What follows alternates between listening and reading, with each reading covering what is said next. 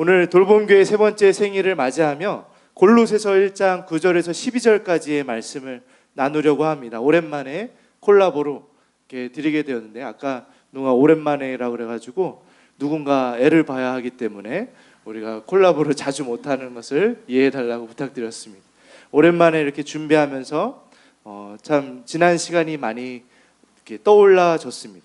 골로새의 교회는 이렇게 1장을 읽어보면 믿음과 사랑과 소망으로 세워져 가던 굉장히 건강한 교회였습니다. 그래서 바울은 이 편지를 쓰면서 여러 가지 감사함으로 시작하고 있습니다. 돌봄교회도 지금 감사한 마음으로 지난 3년간 믿음이 자랐고 사랑이 자랐고 소망이 자랐던 시간들을 함께 예배하고 고백하고 있습니다. 그런데 바울은 감사함으로 시작된 이 골로새 교회에 대해서 감사함에도 불구하고 기도로 자연스레 이어져 가고 있습니다. 오늘 내용이 바로 그 기도입니다. 오늘 바울의 기도는 골로새 교회가 하나님을 알아가는 데 자라나기를 기도하고 있다는 것입니다. 한번 9절을 같이 읽어보겠습니다. 시작. 이로써 우리도 듣던 날부터 너희를 위하여 기도하기를 그치지 아니하고 구하노니 너희로 하여금 모든 신령한 지혜와 총명의 하나님의 뜻을 아는 것으로 채우게 하시고, 하나님의 뜻을 아는 것으로 채우게 해달라고 간절히 기도하는 이 바울의 기도가 오늘 우리의 기도입니다. 3년의 시간을 달려오면서 우리는 이 많은 교회들 중에 기존의 교회와 무엇이 달라야 할 것인가, 지금 시대에 맞게 교회가 세워진다는 것은 무엇인가, 건강하고 생명력 넘치는 복음 안에 선 교회가 무엇인가를 고민하고 어떻게든 애써 왔던 시간을 달려왔습니다. 그 안에 가장 큰 고민은 아마도 하나님의 뜻대로 세워지길 바라는 마음이었을 것입니다. 그것은 개개인의 성도의 삶에도 마찬가지죠. 저를 포함한 여러분 모두에게 하나님의 뜻이 비추어지고 그 뜻을 좇아서 하루하루 세워지기를 기도하는 것입니다. 하나님의 뜻을 어떻게 할까요? 모든 신령한 지혜와 총명이 어디에 있을까요? 하나님의 뜻은 당연히 성경 말씀 안에 있는 것입니다. 하나님의 뜻을 구한다라고 말을 하면서 하나님의 말씀을 읽지 않는 것처럼 모순된 것이 없습니다. 하나님의 뜻을 구하는 자들은 말씀을 사모해야 되는 것입니다. 하나님의 은혜로 이것이 나의 뜻이다 라고 하면서 다 밝혀 보여주신 성경을 외면한 채 주님, 나를 향한 주님의 뜻은 무엇입니까만 외치는 자들은 뭔가 큰 착각을 하고 있다는 것이죠. 돌봄교회는 말씀 위에 세워지는 교회가 되기를 축복드립니다. 말씀 중심성이라는 것이 우리의 3대 가치 중에 하나입니다.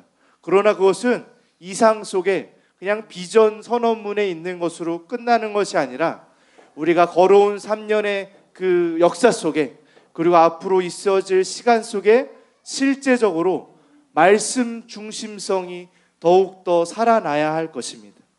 이것은 먼저 목회자들에게 적용되어야 합니다. 말씀을 늘 가까이 하는 목회자들이 되도록 기도해 주시길 부탁드리겠습니다.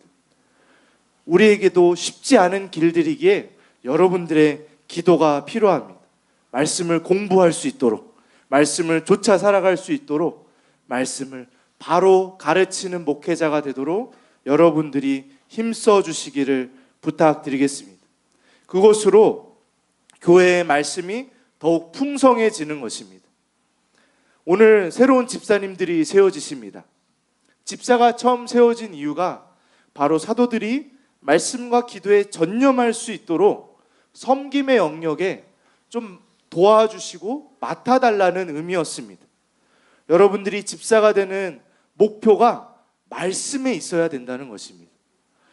하나님의 뜻을 바로 알기 위해 말씀을 사모하는 마음으로 목회자들이 정신 차리고 말씀에 전념할 수 있도록 이 교회의 자잘자잘한 많은 섬김의 영역들을 섬겨주셔야 된다는 것입니다. 그리고 목회자들이 이 말씀에 더욱 겸손하게 설 수 있도록 사랑하는 마음이 여기에서 먼저 시작되어질 수 있도록 기도하는 역할이 우리 모든 성도들에게 함께 그 책임이 있다는 것이죠. 그러나 말씀을 사모하는 것이 목회자가 사모하도록 도와주는 것으로 끝나서는 안 되겠죠. 여러분들이 그 안에서 함께 말씀을 사모해야 됩니다. 목회자에게 말씀이 유일하게 있다고 할 때는 교회가 왜곡되기 시작합니다. 목회자에게 의지할 수밖에 없고 그 안에 불균형이 일어나고 왜곡된 신앙의 모습들이 나타날 수 있습니다. 여기 이제 대부분이 직분자입니다. 직분을 받는다는 것은 더 많은 책임을 지어지고 리더십을 요구받는 것입니다. 집사님들 잘 들으십시오. 여러분들은 돌봄교회 책임 있는 구성원입니다. 교회를 향해서도 세상에 나가 빛과 소금의 역할을 해야 할 크리스찬으로서도 하나님의 뜻을 알기를 더욱 사모하는 여러분들이 되시길, 말씀을 찾으시길 축복드립니다. 반드시 해야 할 훈련입니다. 말씀이 하루아침에 읽어지지 않습니다. 어느 날 갑자기 말씀이 읽어지지 않습니다. 돌봄교회에서 누릴 수 있는 방법으로 말씀을 찾으십시오. 주일의 말씀을 정말 사모하는 마음을 가져주십시오. 준비된 몸과 마음으로 나와 말씀을 대해 주십시오. 그 안에 말씀이 심겨질 때 준비된 밭에 열매가 맺는다고 말씀은 전합니다. 울타리별 소그룹을 통해 말씀을 배우며 진지하게 하나님의 뜻은 무엇입니까를 찾으시길 바랍니다. 매일 말씀의 묵상의 훈련을 위하여 새벽 기도를 들어보십시오. 축적되는 것입니다. 그냥 되어지지 않습니다. 여러분 마태복음 한번 쭉 읽어보려고 하십시오. 잘 안 됩니다. 그러나 새벽 기도의 말씀을 그냥 하루하루 듣다 보면 어느샌가 마태복음의 말씀이 내 삶에 쌓여가는 것입니다. 지난주부터 임선호 형님이 새벽 기도를 들으시기 시작하셨습니다. 할렐루야. 네, 큰 역사가 일어나고 있습니다. 이 역사와 기쁨이 돌봄 공동체에 충만하여 우리가 말씀에 훈련되어지고 쌓여져 가기를. 네, 형님 너무 부담 가지지 마시고 계속 다셔야 되지. 가끔 댓글까지는 아니고 그냥 이모티콘으로라도 듣고 있어요 이렇게 해주시면 우리가 우리 큰형님이 들으시니까 우리 함께 그 말씀을 사모해야지. 그 마음이 우리 안에 말씀을 사모하고 주님의 뜻을 알아가는데 자라나는 저와 여러분들이 되시길 주님의 이름으로 기도드립니다.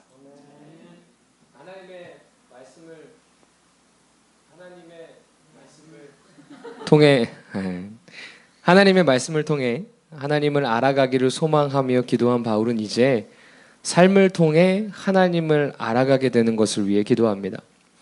삶을 통해 하나님을 알아가는 것, 이것은 우리의 신앙에 있어서 매우 중요한 부분입니다. 왜냐하면 하나님의 말씀을 통해 하나님을 아는 것은 삶을 통해 증명되기 때문입니다. 그러나 우리는 대부분 이 부분을 중요하지 않게 생각합니다. 오늘은 집사 임직식인데 혹자는 집사가 된다는 것을 교회 일을 좀 더 하는 정도로만 이해합니다. 그러나 그것은 집사의 직분에 대한 바른 이해가 아닙니다. 집사가 된다는 것은 성도로서 보다 더 적극적인 자세를 갖는 것입니다. 어떤 자세인가? 삶의 전 영역을 통해 하나님을 알아가겠다라는 자세입니다. 우리는 에베소서를 통해 성도의 삶을 배웠습니다. 그 내용들이 무엇이었나요? 간략하게 되짚어 보겠습니다. 이따 레크레이션 때 퀴즈로 나옵니다. 집중하세요. 자, 먼저는 에베소서를 통해 우리가 새로운 존재가 되었다는 것을 살펴봤습니다. 하나님과의 원수, 진노의 자녀로 정의되었던 우리는 하나님의 자녀가 된 재창조를 누릴 수 있게 되었죠. 그 이후로 우리는 새로운 공동체로 부름받았음을 확인했습니다. 그것은 바로 교회 공동체로서의 부르심이었죠. 때문에 우리는 실컷 좋건 간에 운명 공동체로 모여서 주님 오시는 날까지 이 하나됨을 지켜야 한다는 것을 확인했었죠. 그 다음으로 바울은 새로운 기준을 제시했습니다. 새로운 기준은 빛의 열매를 맺는 기준들이었죠. 그리고 나서 어떤 이야기로 넘어갔는지 기억나십니까? 바로 새로운 관계에 대한 내용이었습니다. 그 안에서 우리는 부부의 관계를 어떻게 이해해야 하는지, 부모와 자녀를 어떻게 이해해야 되는지, 사회생활은 어떻게 하고 교회 공동체 안에서는 또 어떤 자세로 이것을 이해하고 받아들여야 하는지에 대해 배웠죠. 바울은 왜 교리적인 이야기만 하고 마무리했어도 됐을 텐데 왜 우리가 살면서 만나는 실제적 관계들에 대해서 이야기한 것일까요? 바로 삶의 영역을 통해 하나님을 알아가기 때문입니다. 매일에 마주하는 이 관계와 상황들을 통해 하나님을 배워갈 수 있기 때문이죠. 다시 말해서 머리로 아는 이 내용이 삶의 영역에서 부딪힐 때 비로소 그 내용이 터져나오기 시작하는 것입니다. 에베소서를 통해서 배운 것이 바로 이것입니다. 머리로만 배운 게 아니라 교리로만 배운 것이 아니었죠. 매주 말씀을 배웠습니다. 그리고 그 시작된 한 주 속에서 그 말씀대로 살아가기 위해서 우리는 모두 노력해 왔습니다. 그리고 그 한계와 어려움을 만나며 우리는 분명히 성장했습니다. 말씀을 바탕으로 부부 관계를 이해했죠. 부모와 자녀 관계를 이해했습니다. 세상과 교회 공동체를 이해하면서 한계에 부딪히고 때로는 마음이 찢기고 두려움과 불안을 마주했지만 우리는 그때마다 그보다 더 크게 일하시는 하나님의 은혜를 경험하면서 에베소서를 지나오고 있습니다. 때문에 저는 확신합니다. 우리의 삶의 전 영역을 통해 하나님을 알아가고 있다는 것을 확신하고 하나님 안에서 우리가 지금 자라나고 있다는 것을 확신합니다. 혹자는 우리가 속한 삶의 영역 중에 한 영역만 열심히 하면 된다고 생각합니다. 그래서 가정에서만 집중하거나 일터에서만 집중하거나 교회 일에만 집중하는 모습들을 발견하게 되죠. 물론 그런 모습들을 이해합니다. 모든 방면에 다 최선을 어떻게 잘하겠습니까? 그러나 한 영역에만 잘하지 않고 가정에서만 잘하지 않고 일터와 교회에서도 성실하게 하는 것, 일터에서만 잘하지 않고 가정과 교회에서도 성실히 하는 것, 교회에서만 잘하지 않고 가정과 일터에서도 성실히 하는 것, 그것이 바로 하나님께서 원하시는 성도의 모습입니다. 어렵다는 것을 잘 알고 있죠. 어디 쉴 영역이 있어야 나도 좀 숨통을 트지. 내가 일터에서 얼마나 힘든데, 내가 가정에서 얼마나 힘든데, 내가 교회에서 얼마나 힘든데. 이해됩니다. 그런 것들이 나를 조여올 때는 정말 속이 답답하고 열불나고 짜증나게 되죠. 나도 좀 숨통을 트게 해줘. 집에서만이라도, 교회에서만이라도, 사회생활에서만이라도 나 하고 싶은 대로 하게 해줘. 그러나 성경은 그것을 절대 지지하지 않습니다.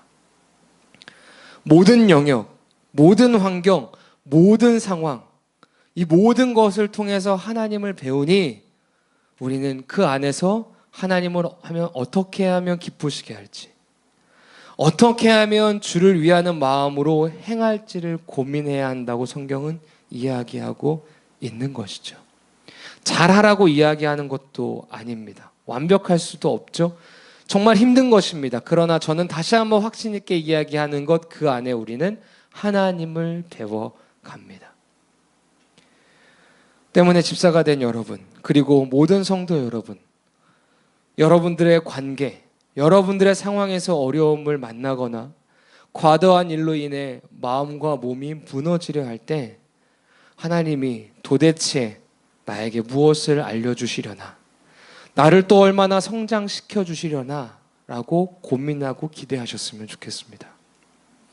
여러분들의 가정 가운데 어려움이 있습니까? 여러분들의 배우자가 여러분들의 마음을 시험에 들게 합니까? 마음에 들지 않아 답답할 때가 있습니까? 여러분들의 가정에 위기가 찾아왔습니까? 재정의 어려움, 관계의 어려움, 상황의 어려움이 찾아올 수 있죠. 여러분들은 혹시 여러분들의 자녀 때문에, 여러분들의 부모 때문에 머리가 아파 막막하십니까? 여러분들의 일터는 어떻습니까? 여러분들의 일터의 일로 인해 혹 불안해하고 계시지는 않습니까? 진로에 대해 걱정하고 계시지는 않습니까? 나는 이 회사에 언제까지 버틸 수 있을까? 줄어가는 통장 잔고를 보면서 걱정되지 않습니까? 여러분들의 교회 공동체는 또 어떻습니까? 돌봄교회 공동체 안에도 어려움이 있죠. 재정의 한계가 있고 성도의 수적 증가가 되지 않은 안음이 있고 우리의 3살밖에 되지 않은 미성숙함이 우리 안에 있죠. 어떻게 해야 할까요? 어떻게 하시겠습니까? 하나님이 말씀하십니다. 그 안에 배워야 할 게 아직 남았다고 말씀하십니다. 가정과 일터와 교회 안에 불평과 불만과 불안함을 내려놓고 우리는 하나님을 배워야 합니다. 여러분들은 그 복된 자리에 초대되신 겁니다. 환영합니다.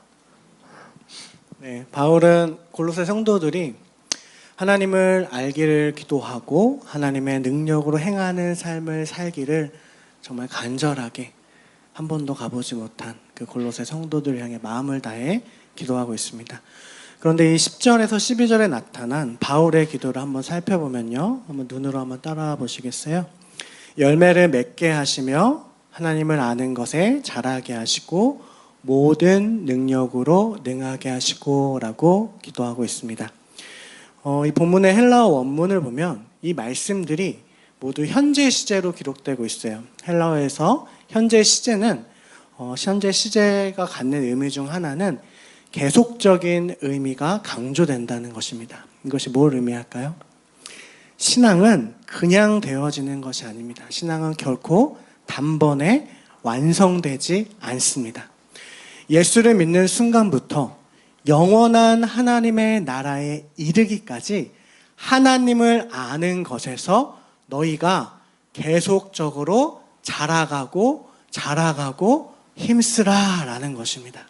선을 행하는 실제적 삶의 자리에서 열매를 맺기 위해 싸워라 라고 하는 것입니다. 그리고 이 모든 일을 너희가 행하기 위해서는 하나님의 능력이 지속적으로 공급되어야 한다라고 말씀하고 있습니다. 우리는 모두 하나님의 구원받은 백성이지만 하나님은 우리를 바로 하나님의 그 거룩한 영원한 완성된 그 나라로 데려가지 않으시고 이 삶의 자리 가운데 남겨놓으셨다는 사실에 대해서 주목해야 합니다. 우리가 매주 마주하는 이 일상의 삶 속에서 믿음이 자라가게 하시고 열매 맺게 하시는 과정을 우리의 삶 가운데 허락하신다라는 것입니다. 따라해 주시면 감사하겠습니다. 신앙은 한순간에 완성되지 않는다. 신앙에는 지름길이 없다.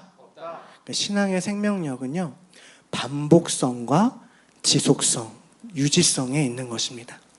나무가 열매를 맺기 위해 그 뿌리를 깊이 내려 햇빛과 물을 먹고 또 먹고 광합성을 하듯이 신앙생활을 한다는 것은 그냥 한 주 한 번 나와서 예배를 드리는 것으로 때우는 것이 아니라 매일매일의 삶의 자리에서 내가 어떻게 하나님의 뜻을 알아갈 수 있을까?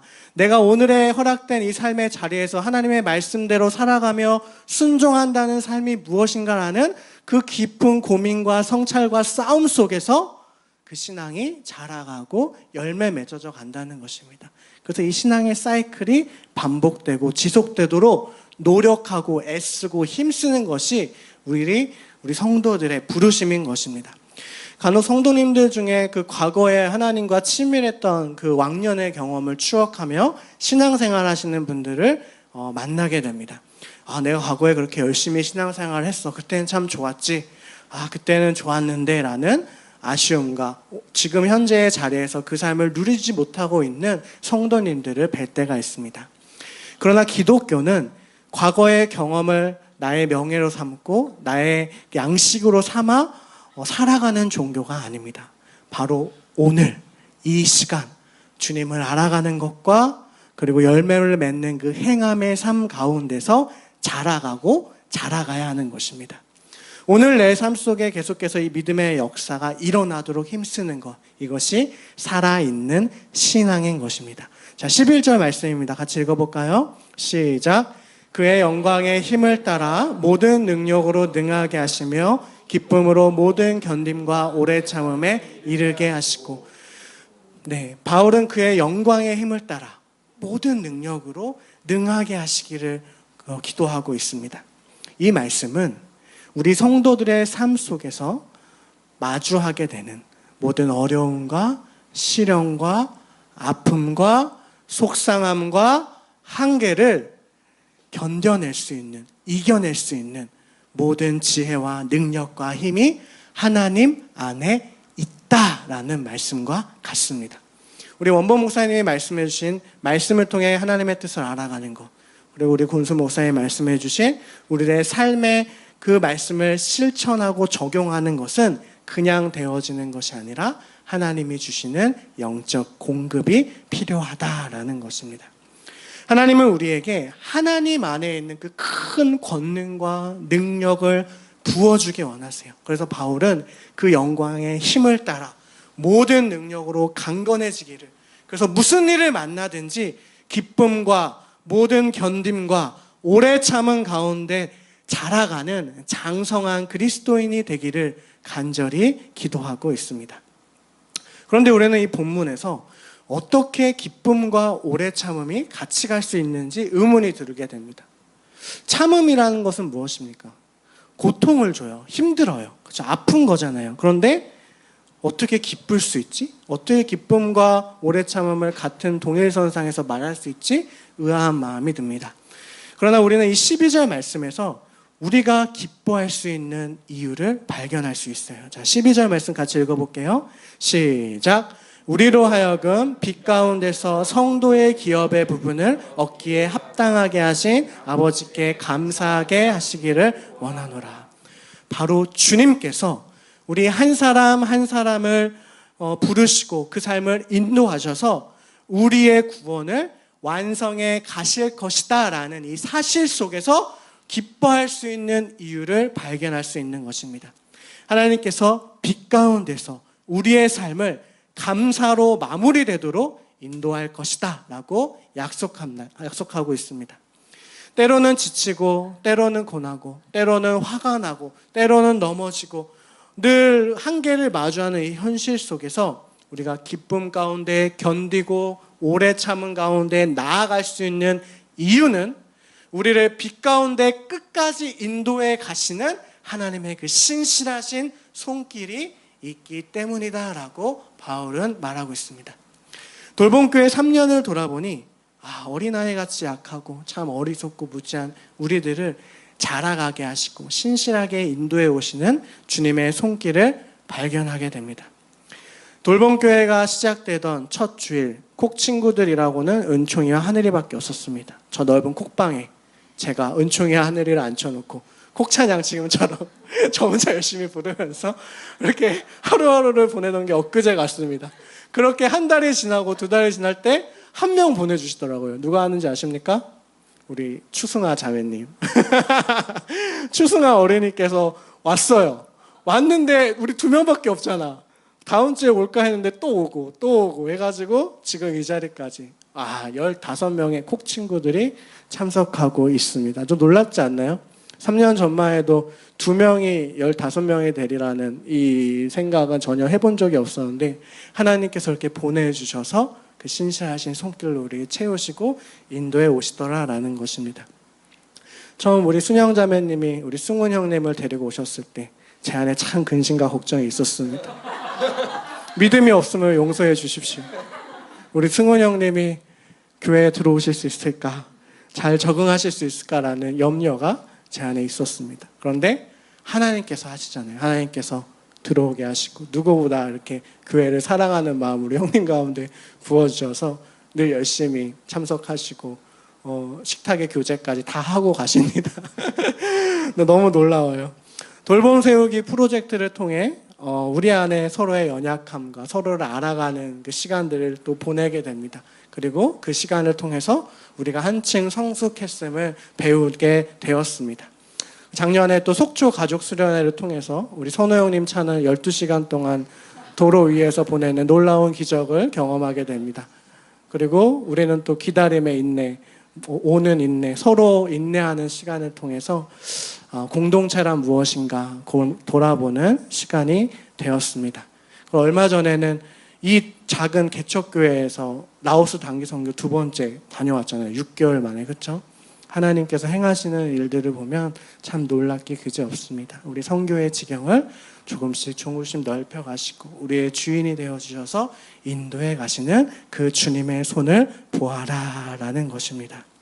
바울은 12절 말씀에서 하나님은 우리로 하여금 빛 가운데서 성도의 기업을 부분을 얻기에 합당하게끔 인도해 가실 것이다. 너희 돌봄 교회를 지금까지 인도해 오셨던 것처럼이라고 말하고 있습니다. 곧 신자의 모든 삶은 하나님의 손에 붙들린 바 되어 빛 가운데서 찬란한 열매를 맺는 그 자리까지 나아가게 될 것입니다. 우리는 매일 주님이 주시는 그 빛을 받으며 추수철 그 농부의 손에 들린 잘 익은 그 열매와 같이 점점 아름답게 여물어 갈 것을 신뢰해야 합니다. 바울은 그렇게 우리 모두의 삶이 감사로 마무리될 것이라고 확신합니다. 따라해 주시면 감사하겠습니다. 우리의 삶은 하나님 손에 붙들린 바 되어 감사로 마무리될 것이다. 네, 그것입니다. 지금은 견디는 날이고 지금은 오래 참음이 요구되는 시간이라고 본문은 말하고 있습니다. 그러나 그 영광의 날을 바라보며 그 신실한 주님의 손길을 기억하며 기쁨으로 견뎌라 라고 말씀합니다. 햇빛을 향해 고개를 높이든 나무와 같이 주님의 말씀을 사모하시는 우리 돌봄 공동체가 되었으면 좋겠습니다. 말씀을 통해 하나님을 알아가고 또 그 말씀을 그냥 개념으로만 이해하는 것이 아니라 여러분들이 서 있는 삶의 그 자리 가운데서 적용하기를 힘써 주님이 주시는 그 모든 능력 가운데 계속적으로 강건해져 감사로 하나님을 영화롭게 하는 우리 모두가 되기를 주님의 이름으로 축복드립니다.